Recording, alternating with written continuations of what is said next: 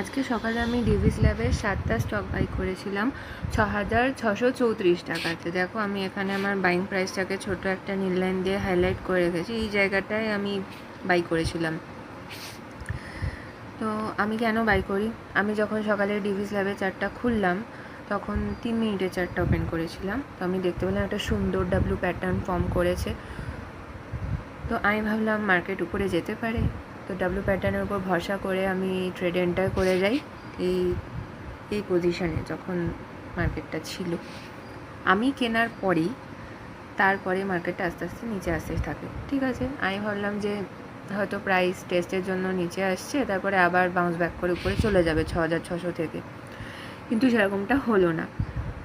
আমি কেনার পরে যখন নিচে আসতে থাকলো প্রাইসটা, তারপরে আস্তে আস্তে এতটাই নিচে আসতে থাকলো যে প্রায় দেখো 6,000 এখন 566 আশেপাশে ঘোরাফেরা করছে ও। তো এরকম তো ডাব্লু প্যাটার্নে হওয়ার কথা নয়। ডাব্লু প্যাটার্নে ইউজুয়ালি এরকমটা হয় না।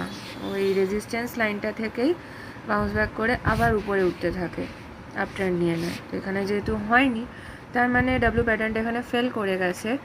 তো আপাতত আমি একটা ভুল ট্রেডে রয়েছি। ভুল ট্রেড বলাটা ভুল হবে, মানে চার্ট প্যাটার্নটা এখানে কাজ করেনি।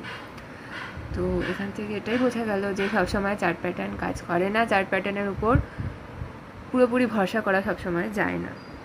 দেখি এখন কিভাবে এখন আমি এই চার্ট প্যাটার্নটা থেকে, মানে এই ট্রেডটা থেকে আমি বেরোতে পারি। আমার আপাতত এটাই এম রয়েছে।